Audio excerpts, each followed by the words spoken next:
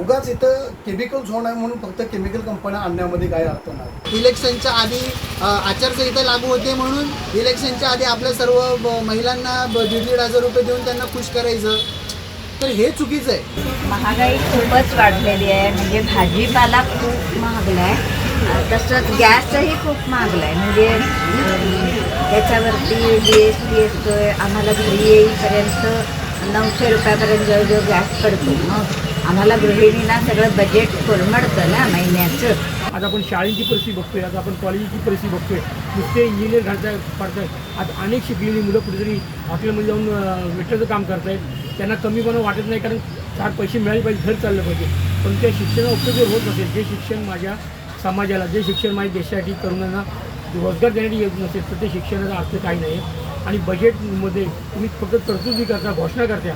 आपल्या देशाचं अर्थ बजेट येत्या रविवारी 1 तारखेला 1 फेब्रुवारीला सादर होणार आहे. देशाच्या अर्थमंत्री निर्मला सीतारामन या बजेटची घोषणा करणार आहेत. आणि आपण सध्या आहे ते रत्नागिरी जिल्ह्यातील चिपळूण बाजारपेठेमध्ये.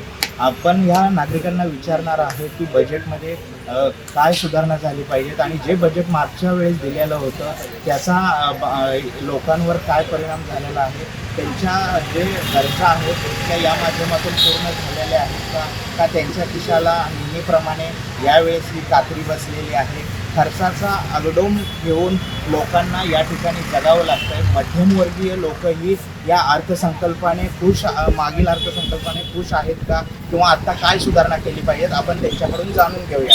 या स्वागत आहे. देशाचा अर्थसंकल्प जो आहे तो आता सादर होणार आहे रविवारी. काय सांगाल, मागील अर्थसंकल्प जो सादर झाला होता ते व्यापाऱ्यांना काय त्याचं म्हणजे जे आहे ते तुम्हाला फायदा झालेला आहे का? गेल्या 5 वर्षापासून जे आजपर्यंत जे सत्ताधाऱ्यावाल्यांनी जे अर्थव्यवस्था मांडली गेली होती, त्या अर्थव्यवस्थेचे योजना आजपर्यंत महाराष्ट्रामध्ये एक पण योजना मला वाटते ती लागू झाली नाही आहे. फक्त आम्ही हे दिलं ते दिलं पण आमच्यासारख्याच व्यापाऱ्यांसाठी आज योजना आहे. ते व्यापारी योजनेतनं एक पण आम्ही आज ज्या टायमाला आम्ही बँकेत जातो किंवा आम्ही योजनेच्या त्या मार्फत त्या ऑफिसला गेलं की आम्हाला एवढी कागदपत्र आणा, तेवढी कागदपत्र आणा आणि नुसतं यूट्यूबवरती ह्याच्यावरती फक्त नुसतं सांगत असतात की तुम्हाला एवढी योजना भेटेल, तुम्हाला सबसिडी एवढी भेटेल, तेवढी भेटेल, असं सगळं प्रत्येक वेळेला तेच सांगत बसतात. ह्या योजनेतलं कुठलंही आजपर्यंत कुठलीही व्यवस्था योजनेचं अजून कुठलंही काम झाले नाही. व्यापारी आहे तसाच अजून मरगळलेला माणूस आहे. तो कधी उठेल कधी जाईल याचं गॅरंटी नाही आहे. फक्त इथे बोलायचं फक्त की आम्ही हे करतो ते करतो, करून फक्त काही नाही, फक्त शून्य. फक्त हे ॲडव्हर्टाईज फक्त टीव्हीला फक्त असते किंवा असं पोस्टरबाजी असते. बाकी प्रत्यक्षात कुठलीही गोष्ट अजून अंमलामध्ये आलेली नाही आहे. आणि उद्याचं पण भविष्यात पुढच्या 5 वर्षासाठी काय आणतायत, योजना आणतायत हे लोकांनी फक्त बोलण्यापेक्षा आणि त्यांनी लोकांनी सांगण्यापेक्षा प्रत्यक्षात काय अंमलात आणायचं आहे ते प्रत्यक्षात मांडावं आणि लोकांपर्यंत पोहोचावं हीच अपेक्षा आहे व्यापारी. गेल्या वेळेस पायाभूत सुविधांवर यांनी जे हे केलं होतं, पायाभूत सुविधांवर हे बजेट सादर झालं होतं. रस्तेही चांगल्या प्रमाणात इथे झालेले आहेत का, कसं काय आहे एकंदरीत? आजवर कोकणामध्ये रत्नागिरी जिल्ह्यामध्ये कुठलेही अजूनपर्यंत आज मला वाटतं 7-8 वर्ष झाली अजून रोडचा कुठला पत्ता नाही आहे. मधल्या काळामध्ये आमच्या भादुशेक नाक्यामध्ये पूर्णपणे रोड कोसळला गेला. त्याच्यानंतर त्याच्यावर ॲक्शन घेतली, काय घेतली, परत पेपरबाजी सगळी बंद झाली गेली. आता परत रोडचं काम चालू आहे की एवढी ॲक्सिडेंट होतात आज आमच्या चिपळूणमध्ये की हायवे रोडला की आजपर्यंत मृत्यूचा आकडा ह्या लोकांनी सांगावा चिपळूणवासी यांनी आणि उद्या मुख्यमंत्री येत आहेत तिथे त्या तिथला रोड किती दिवस आज तिथं पडीक होतं, खड्डे होते, सगळे होते. आज 26 जानेवारी असून देखील तो रोड भरला गेला अर्ध्या रोडपर्यंत आणि पातळ असा थर मारून की फक्त नुसती लोकांची डागडुकीची केली गेली आहे. पण आजपर्यंत मग एवढे दिवस नगरपालिकेला समजलं नाही का की आत्ता बसलेले सगळे म्हणजे इलेक्शन झालं. म्हणजे तुमचं म्हणणं आहे की मुख्यमंत्री आले आणि रस्ता झाला असं? हा असंच आहे. कारण 26 जानेवारीला सुट्टीचा दिवस असतो, कामगारांचा दिवस असतो सुट्टीचा. तर तुम्ही रोडचं काम कसं काय केलं तुम्ही? त्या रोडचं भादुशी नाक्यामधलं आहे काय, उद्या मुख्यमंत्र्यांचं भाषण तिथंच आहे त्या रोडला काय. मग तुम्ही त्या हायवे रोडपासून आतलं पॅकेज आहे काय, तर ते कसं काय तुम्ही केला? महागाईवर आता जे आहे ते महागाईवर काय परिणाम झालो? पेट्रोल, डिझेल, गॅस किंवा सर्वसामान्य नागरिकांना सोयी सुविधा म्हणजे जर काय कमी झाली नाही, हा फक्त स्थिरपणा ठेवलेला आहे काय. आज तुम्ही सांगा मला, आज सामान्य ग्रामीण लोकांनी आज सोन्याचे चांदीचे दर एवढे महागाई चालले आहेत काय, की लोकांना आता मला वाटतं 1 ग्रॅम पण महाग पडेल, कारण त्या लेवलला जाईल काय. म्हणजे सामान्य म्हणजे बेल्टेक्स आणि साधंच वापरावं असं पूर्ण अर्थव्यवस्थावाल्यांनी तेच केलेलं आहे. म्हणजे मोठ्याने मोठं बनायचं आणि बारकेनी गरिबांनी गरीब राहावं असं आपल्या ह्याच्यामध्ये भारतामध्ये आणि ह्या महाराष्ट्रामध्ये हे चालू आहे सध्या. बेरोजगारीचं प्रमाण काय वाढतं काय आहे?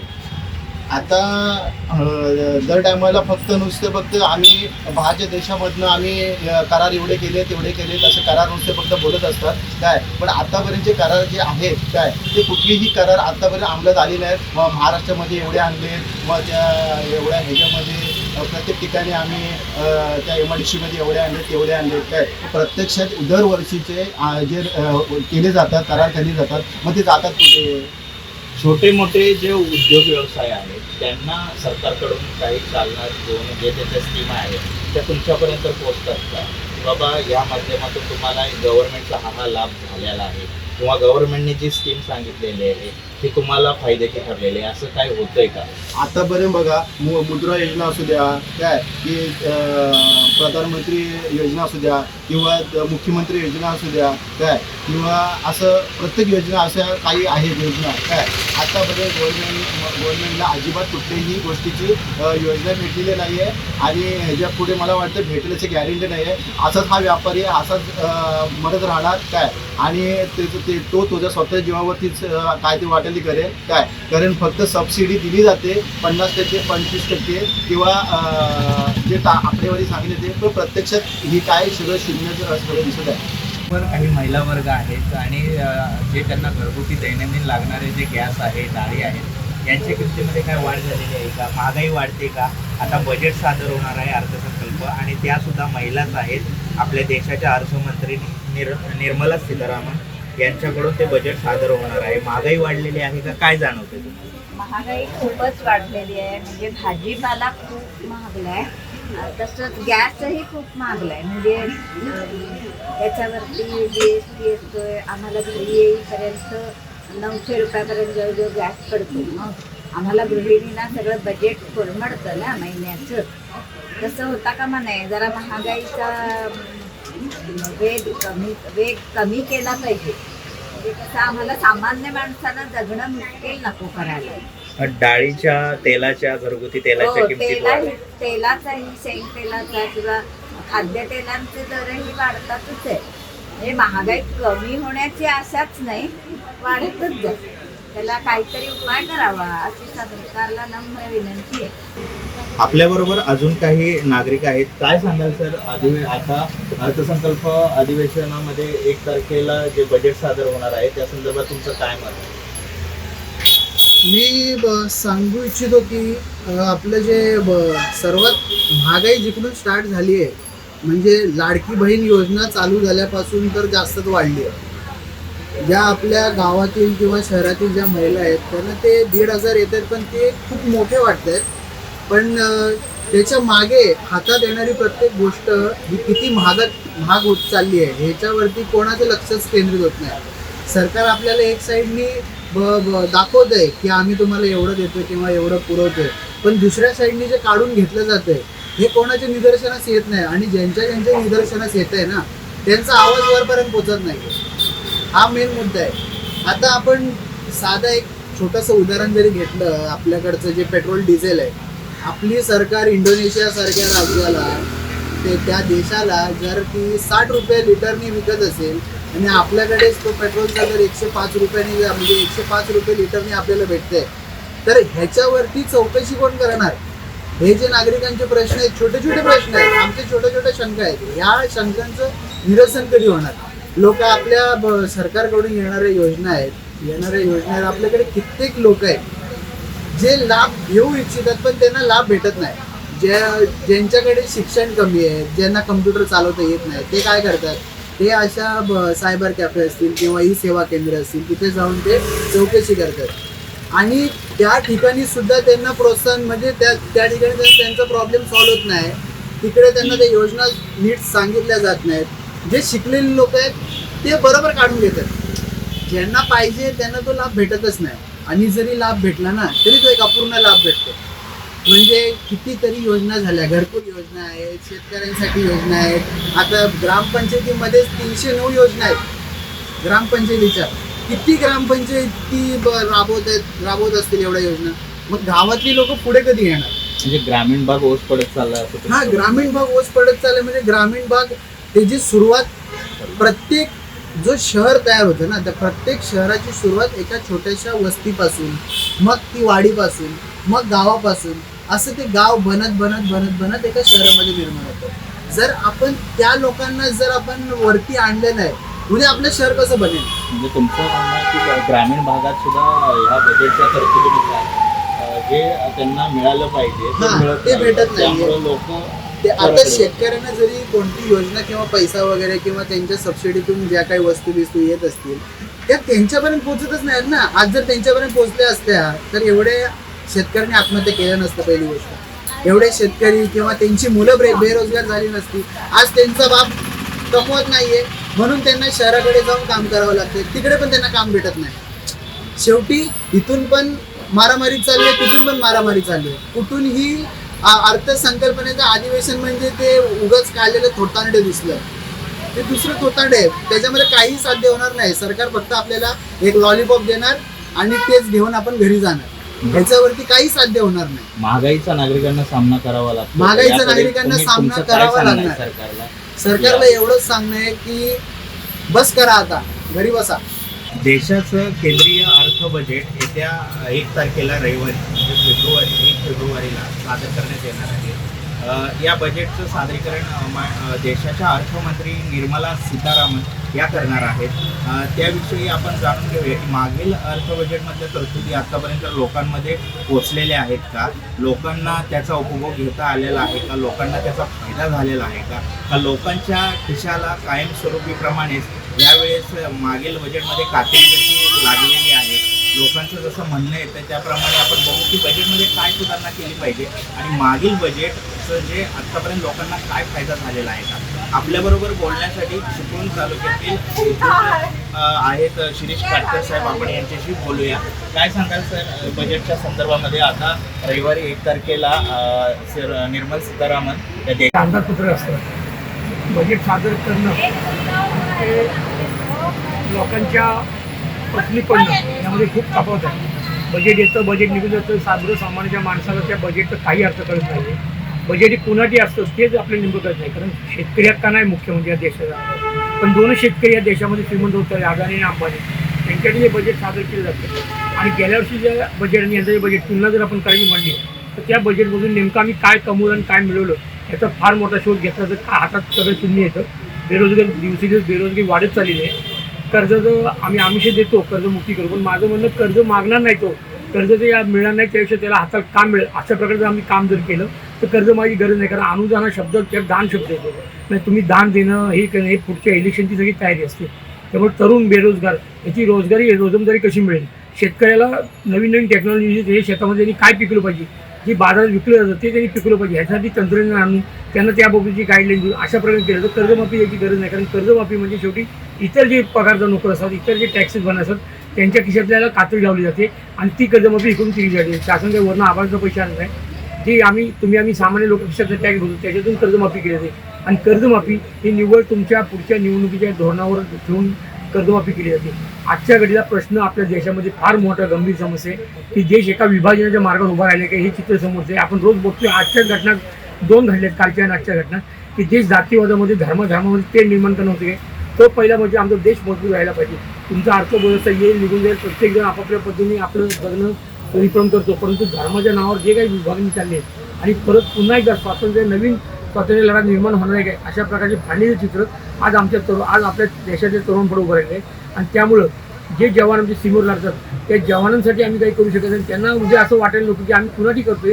जर देश अशा पद्धतीने जाती धर्मात जर ते निर्माणपणा होत असेल तर भविष्यामध्ये या देशाची शक्ल व्हायला वेळ लागणार नाही. तुमचं असं म्हणणं आहे की बाबा जे बजेट सादर होत आहे ते लोकांपर्यंत पोहोचत नाही आहे आणि जे उद्योगधंदे व्यवसाय उभा राहिले पाहिजे त्याच्यातून रोजगार निर्मितीचं जे साधन उभं राहिलं पाहिजे ते राहत नाही का, असं तुमचं म्हणणं आहे? 100%.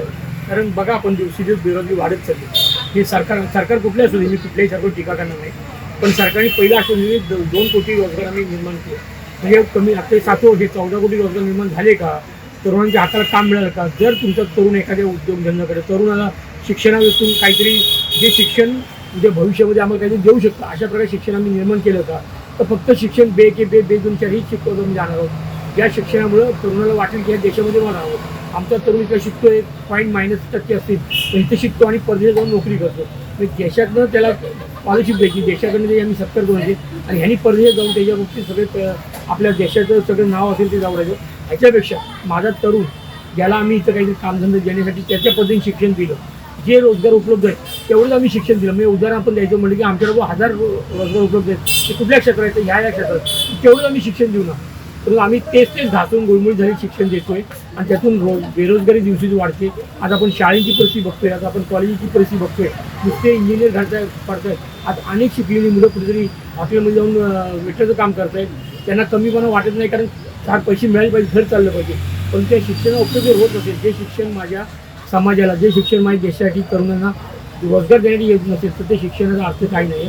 आणि बजेटमध्ये तुम्ही फक्त तरतुदी करता, घोषणा करता, पण त्याप्रमाणे बजेटमधली तुमची रक्कम खरोखर त्या करायला खर्च पडते का? नाही तर आम्ही देवळं मशिदी आणि ह्याच्यामध्ये अडकून राहून या देशाला पुन्हा एकदा म्हणायचं आम्ही फक्त की सर्वात श्रीमंत लोकशाहीचा उत्सव करणारा देश आहे. पण ज्या वेगानं आम्ही लोकसंख्या पार करत चाललोय, 3च्या नंतर तर आम्ही 10 वर्षात 3च्या पुढे जाणार आहोत. त्याच्यावर आम्ही नियंत्रण काय केलं आहे का? त्यामध्ये आमची काही धोरणं नक्की झालीत का? फक्त आम्ही मताच्या बेरजेवर डोळा ठेवून आम्ही जर सगळं मांडत गेलो तर आमचा देश नक्की विभाजन होईल आणि या देशामध्ये रोजगाराच्या ऐवजी तरुण लोक हातात नको ते वस्तू घेऊन नको ते करतील असं चित्र भविष्यात जरी आता तुम्हाला ते वाटत असेल की हे होऊ शकत नाही, पण होऊ शकेल ह्या 10 वर्षात आणि ते होण्यातली सुरुवात झालेली आहे. गॅस, पेट्रोल, डिझेल जे जीवनावश्यक वस्तू आहेत यांचेही दर वाढलेल्याचं चित्र पाहायला मिळत आहे. काय सांगा? ती महागाई दिवशी वाढत जाणार आहे, पण त्याचप्रमाणे महिलांचा त्याच्यावर अधिकार असतो ज्या गोष्टींचा, त्या गोष्टी तुम्ही दिवशी वाढत चालले. आज सोनं बघितलं तुम्ही 2.5 लाखावर सोनं गेलं. सामान्य म्हणून आपल्या आयुष्याची पुंजी कशासाठी जमवतो? तर ती पुंजी जमून भविष्यामध्ये ते मोठं करता येईल. गॅस दिवशी वाढतोय, गॅसच्या घोषणा केल्या गेल्या होत्या की गॅसवरची सबसिडी दिली जाईल गॅसवर, पण ती दिली नाही गॅस आणि गॅस दिवशी वाढतोय. जेवणाची वस्तू म्हणजे एक 20-25 वर्षापूर्वी बघितलं, 20-25 वर्षापूर्वी लोक 4 पैसे गाठीला ठेवायचे होते. आता आहे ते पैसे कसे भागवायचे, आजचा दिवस कसा भागला गेला ह्याच्यावरच लोकांचा रोजगार निर्माण होतोय. आणि ठराविक लोकांना फक्त पुंजीपती लोकांना आणखीन श्रीमंत कसं करता येईल? मग अदानी असतील, अंबानी असतील, आपण बघितलं की ह्यांना संपूर्ण देश विकण्याच्या मार्गावर चाललेला आहे. आणि त्यामुळे तरुणांमध्ये इतकं नॅरेटिव्ह वाटून झालं की आम्ही बघतोय की तरुण शिकलेले लोक आज आत्महत्या करायला वळायला लागले. राजकारणी लोकांच्या ह्याच्यावर पूर्णपणे दुर्लक्ष आहे. आज आमच्या MPSC असतील, UPSC होतील, यातून जे तरुण पुढे यायला पाहिजे, ज्या तरुणांना देशाचा कारभार चालवला पाहिजे, त्यांच्या हातात त्यांना सत्ता गेली पाहिजे, ती लोक दुर्दैवाने ह्या क्षेत्राकडे वळायला त्या नाही. म्हणजे हा शिक्षण क्षेत्र उभारलेला बोजवार आहे. ज्या शिक्षकाने आम्हाला घडवायचं असतं ते शिक्षकसुद्धा त्या पात्रतेच्या हल्ली घडत नाही आहेत. ते शिक्षण कमी आणि राजकारण जास्त करतात. त्यांचा वापर राज्य शासन, केंद्र शासन असेल ते करून घेतात आणि निवडणुकीमध्ये ह्या लोकांना राबवलं जातं. त्यांच्याकडे भविष्याची पिढी घडली जाते, ती पिढी बर्बादीच्या वाटेवर आहे असं चित्र एक निर्माण झालेलं आहे. डोनाल्ड ट्रम्प यांचं म्हणजे टॅरिफचं धोरण भारतावर लादलेलं 50% टॅरिफ आहे काय, सोने आणि चांदीचे वाढलेले दर आणि भारतीय शेअर बाजारातील घसरण या पार्श्वभूमीवर यंदाचा अर्थसंकल्पाचं महत्त्वाचं असणार आहे का? त्याचा नक्कीच तेवीसचा अर्थसंकल्प नक्कीच पकडा पडणार आहे. तुम्ही 2-3 वर्षापूर्वी सोने जर बघा, ज्या म्हणजे पूर्वीची सरकार होती, मी कुठल्याही पक्षाचं नाव घेणार नाही, ज्या पद्धतीने एकदम आता वाढलं आहे. म्हणजे तुम्ही 20 वर्षापूर्वी सोने दर म्हणा, 20 वर्षापूर्वी पेट्रोल दर म्हणा, आणि त्यांची वाढण्याची जी हे होती, रेंज होती, ती दरवर्षी 5 वर्षांनी वाढण्याची पद्धत आणि आता एकदम उसळी मारते. जे पेट्रोलमध्ये असेल, डिझेलमध्ये असेल, सोन्यामध्ये असेल, हे काय धोतक आहे? तर आमच्यावर अमेरिकेचं पुन्हा एकदा सावट आहे. आम्ही अमेरिकेवर डोळे वटवू शकत नाही आहे. आम्ही फक्त उत्सुकते पाकिस्तानच्या नावून बोलायचं आणि लोकांची धर्मांच्या भावना पेटवायच्या, हेच आमचं काम चालू आहे. आणि त्यामुळे जर खऱ्या अर्थानं आमचा भारत बलाढ्य व्हायचा असेल, आता आम्ही म्हणतो आम्ही याला जाऊन आलो आम्ही एवढे उद्योग आणले, पण ते दिसत का नाही, कागदावर दिसत तुमचे, पण ते रोजगार तर निर्माण का होत नाही. जगातला सर्वात तरुण देशामध्ये जर भारत देश असेल, 65 कोटी तरुण असतील, त्यांच्या 130 कोटी लोकांच्या हातांना काम मिळत नाही. हा फार मोठा प्रश्न आज आपल्यापुढे उभारला आहे. आणि भविष्यामध्ये खऱ्या अर्थाने जर लोकशाही जीवनशैली असेल तर ह्या देशातल्या शेतकऱ्यापासून तो बेरोजगारी करण्यापासून सगळ्यांचा विचार जेवढ्या बजेटमध्ये केला जाईल. आम्ही निवडणुकीत डोळ्यात ठेवून बघतो शेतकरी कर्जमाफी म्हणजे शेतकऱ्यांची विरोधी बिलकुल नाही आहे, परंतु त्यांच्या शेतामध्ये काय पिकतं, त्यापेक्षा काय बाजारात विकलं जातं हे ज्यावेळी त्यांना आम्ही पटवून देऊ आणि मग त्याप्रमाणे ती पिकवायला लागते, तेव्हा खऱ्या अर्थाने शेतकरीसुद्धा त्या लाईनमध्ये सजन होईल. आणि कर्जमाफी देणं हे माझ्या बुद्धीवर पडत नाही. कुठल्याही क्षेत्रात कर्जमाफी दिलं की तुम्ही त्यांना एक प्रकारे प्रवृत्त करता की तुम्हाला आम्ही सगळे देऊ. आम्ही महिलांना लाडकी बहीण म्हणून पैसे वाटतो, एस टीमध्ये पास देतो. ज्यावेळी तुम्हाला फुकट द्यायची सवय लागते तेव्हा समाज जास्तीत जास्त आळशी होतो आणि मग ज्यांनी आम्हाला दिलं त्यांच्याने आम्हाला कधी केलं पाहिजे ही भावना मनात चुकीची निर्माण केली जाते. दान कधीही दुःखदान असतं आणि हे तुम्ही ढोल ताशी वाजून जर दान देत असाल तर हा बजेटचा गोष्वाडा पूर्णपणे उडणार आहे. आज काहीतरी महाराष्ट्र सरकारने परत जाहीर केलं की 2100 रुपयाचं कसं महिना आम्ही भगिनींना देऊ. माझा भगिनी विरोध नाही आहे, पण त्यांना काम द्या ना. ते घरची लक्ष्मी आमची, तिला काहीतरी तिचे म्हणणं आहे की माझ्या घरात येणारा पैसा कसा मला राहील हातात माझ्या, त्यातून मी 4 पैसे ठेवून ते शिल्लक स्वाभिमान कसं देईल की तुम्ही त्यांना देताय ती एक प्रकारची त्यांच्यावर तुम्ही दादारी करताय. आणि हा पैसा तुम्ही नेहमी आणणार कुठून. आज बघा तुम्ही ठेकेदार परवा सांगलीमध्ये 1 कोटीचं बिल आलं म्हणून एका ठेकेदाराने आत्महत्या केला. हे वाढत जाणार. तरुण मुलगा एक आत्महत्या करतो आणि आमची संवेदना इतकी निर्लज्ज झालेली आहे की संवेदना जागृत होत नाही की आम्ही बिलं ठेवतोय, पण आमच्या राजकारणासाठी आम्ही मात्र हे मतासाठी आम्ही वेगळ्या फसव्या घोषणा करतोय. ज्यात पूर्वी चांगल्या घोषणा त्या आम्ही बंद करून टाकल्या आणि आता आम्ही काय करतोय की आमचे जे स्वयंभू आम्हाला वाटतं नेते त्यांच्या नावानं आम्ही घोषणा करून फसव्या घोषणा करून जनतेला फक्त लाली पावडर लावण्याचं काम करतोय. हे आजच्या बजेटमध्ये दिसतंय आपल्याला. काय सांगाल सर, काय या बजेटमध्ये तरतुदी असाव्या लोकहितासाठी आणि मागचे जे बजेट होते त्याचा उपयोग चांगल्या पद्धतीने झालेला आहे का, लोकांपर्यंत त्या स्कीमा पोहोचलेल्या आहेत का, कसं? मी सुरुवातीला असं म्हणेन की युती सरकार किंवा मोदी साहेबांच्या नेतृत्वाखाली या देशाने विकासात्मक भरपूर पावले टाकलेले आहेत, त्याला काय नाकारता येणार नाही. परंतु साधारणतः सर्वसामान्य व्यापाऱ्यांचा जर विचार करता जी चाललेली महागाई आणि त्याचबरोबर महागाईसोबत जे ऑनलाईन ह्या ज्या का आता मोठमोठ्या कंपन्या मार्केटमध्ये उतरलेल्या आहेत, तर ह्या सगळ्यांच्यामुळे व्यापारी, छोटा व्यापारी आहे तो खूप आता म्हणजे त्याची अवस्था अतिशय दयनीय आहे.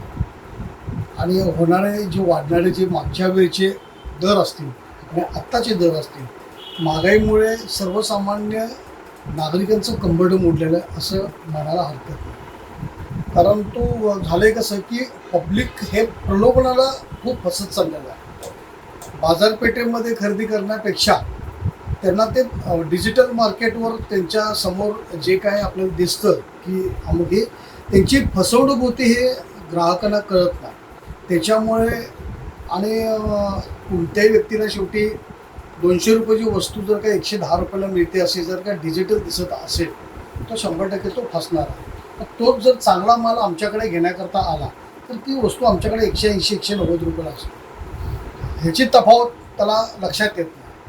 आणि ही जी महागाई जी वाढलेली आहे, ह्या महागाईमुळे म्हणा किंवा सर्वसामान्य जो मध्यमवर्गीय म्हणून जो आहे, जो आपला देश मुळात मध्यमवर्गीय लोकांच्यावर चालतो, त्या मध्यमवर्गीय माणसाला ह्या सगळ्या प्रलोभनांमुळे तो EMIच्या फार मोठ्या फासात अडकला आणि त्या सगळ्या EMIमुळे त्याचं महिन्याचं असणारं जे बजेट आहे ते पूर्णपणे कोलमडलेलं आहे.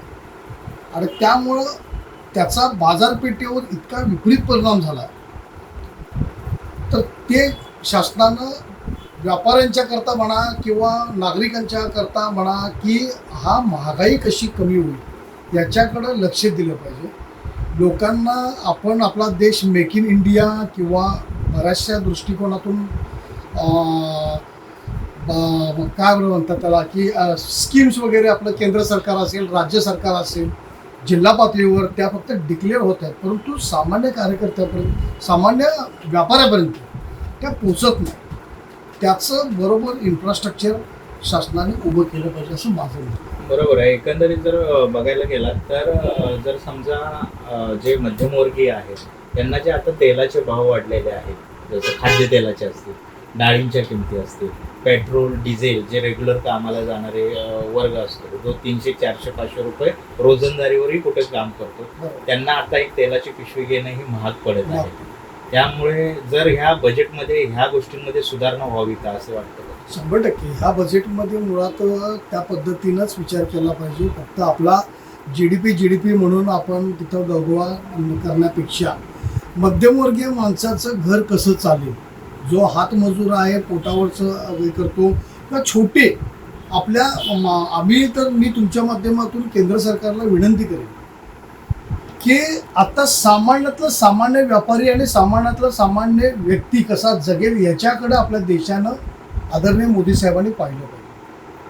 त्यांच्यासाठी आता मध्यमवर्गीय माणसाकडे कॉन्सन्ट्रेट करून जर अशा पद्धतीचं जर का देशाने जर का चांगल्या पद्धतीचं जर मध्यमवर्गीय माणूस कसा जगेल आणि हे रोलिंग कसं आपल्या बाजारपेठेमध्ये, प्रत्येक बाजारपेठेमध्ये, छोट्या बाजारपेठेपासून मोठ्या बाजारपेठे हे कसं फिरेल, हा साधी एक विचार करा ना की 4-5 वर्षापूर्वी सोन्याचा भाव, आता सोन्याचं नेमकं काय झालं हे आपल्या सगळ्यांना माहिती आहे की वर्ल्डमध्ये चाललेलं अतिशय धोकादायक वातावरणामुळे सोन्याचा दर वाढत चालला आहे. प्रत्येक मोठमोठे देश सोनं खरेदी करू चालले, पण ते आता आवाक्याच्या बाहेर गेलं ना. भारतीय संस्कृतीमध्ये विचार केला तर सोनं ही आपल्या अतिशय मूलभूत गरज आहे. एखादा गरीबातला गरीब व्यक्ती असेल तरी 5 ग्रॅमचं किमान दागिना आपल्या मुलीला तो लग्नासाठी घालतो. पण आजची परिस्थिती अशी आपल्या देशासमोर की मध्यमवर्गीय माणूस सुद्धा एक तो सोनं घेऊ शकत नाही, अशी परिस्थिती आहे. ते आवाक्याच्या बाहेर सोनं गेलं म्हणजे माणूस आता पर्याय शोधू लागला. आता ही परिस्थिती का झाली? कधी विचार केला होता का की 1.5 लाखाच्या पुढं कधी सोनं जाईल, 3.5 लाखाच्या पुढं कधी चांदी जाईल? तीच परिस्थिती आता मगाशी मी बोललो त्याप्रमाणेच आहे. माणसाचा येणारा इन्कम आणि म्हणजे तिच्याकडे येणारा रुपया आणि दिवसभरात खर्च होणारा रुपया ह्याचा ताळमेळच तर त्याचा बसूचा बंद झालेला आहे. त्यामुळे सगळ्या बाजारपेठा सगळ्या ओस पडलेल्या आहेत. मार्केटमध्ये गर्दी नाही आहे, मार्केटमध्ये लोकांचा उत्साह नाही आहे. किराणा मालाच्या दुकानामध्ये सुद्धा पूर्वीच्या काळामध्ये एखादं कुटुंब महिन्याचा राशन पाणी किंवा आगोटचं धान्य भरण्याची कोकणामध्ये आपल्या पद्धत होती. आता ती पूर्णपणे पद्धत बंद होत चाललेली आहे, कारण लोकांकडे पैसाच नाही. आगोट भरणार कुठला? महिन्याचा भरताना सुद्धा 8 दिवसाचा 15 दिवसाचा कसा धान्य आणि हे घेऊन लोक आता जगण्यासाठी इतकी आपली आता एकंदर मार्केटची परिस्थिती आहे. तर त्यामुळं शासनाने कोणत्याही परिस्थितीमध्ये आता किमान मध्यमवर्गीय व्यक्तीकडे आणि मध्यमवर्गीय व्यापाऱ्याकडे कॉन्सन्ट्रेट करावं असं मत आहे. आणि त्यासाठी आता येणाऱ्या बजेटमध्ये फार मोठी काहीतरी निर्णय मोदी साहेब घेतील असा आमचा अंदाज आहे. तो घ्यावा अशी आमची त्यांना विनंती आहे. या गोष्टी मांडलेल्या आहेत की बेरोजगारीचंही प्रमाण मोठ्या प्रमाणावर वाढत आहे आणि नोकऱ्यांचंही प्रमाण कमी झालेल्याचं चित्र पाहायला मिळत आहे. शेजारीच खडपोली आणि खिरडी सारखे MIDC विभाग आहेत. या ठिकाणी उद्योगधंदे कमी प्रमाणात दिसून येत आहेत. त्यामुळे बेरोजगारीचं प्रमाण वाढत आहे आणि लोक आपलं म्हणजे जे शिकलेली मुलं आहेत ते नोकरीसाठी जॉबसाठी बाहेर जाताना गावातून दिसत आहेत. त्याप्रमाणे जे बजेट सादर होणार आहे यासाठी कोकणाला पर्यटनासाठी जे निधी मिळाला पाहिजे त्या प्रकारे तशी तरतूद व्हावी बजेटमध्ये असंही इथल्या व्यापाऱ्यांचं म्हणणं आहे. तसेच जे सर्वसामान्य नागरिक आहे मध्यमवर्गीय जो 300, 400, 500 रुपये कमवून रोजंदारीवर जातो त्या व्यक्तीलाही दैनंदिन लागणाऱ्या ज्या गरजा आहेत त्याची तेल असेल, डाळी असेल, गॅस असेल किंवा अशा ज्या त्यांना जीवन जगण्यासाठी उपयोगी वस्तू आहेत याच्यातही थोडाफार या बजेटमध्ये तरतूद असणं महत्वाचे आहे. कारण जेव्हा मध्यमवर्गीय सर्वसामान्य माणूस जगेल त्यावेळेसच काही ना काही प्रगतीच्या मार्ग पुढे चालता येईल. जर ते माणसं जगली तर पुढे हे उद्योग, व्यवसाय, धंदे आणि कामगार अवेलेबल राहील. यासाठी या लोकांचा या माध्यमातून प्रयत्न आहे की या बजेटमध्ये चांगल्या प्रकारची तरतूद केंद्र शासनाने करावी. रत्नागिरीवरून सचिन कांबळे, टाइम्स नाव मराठी, चिपळूण.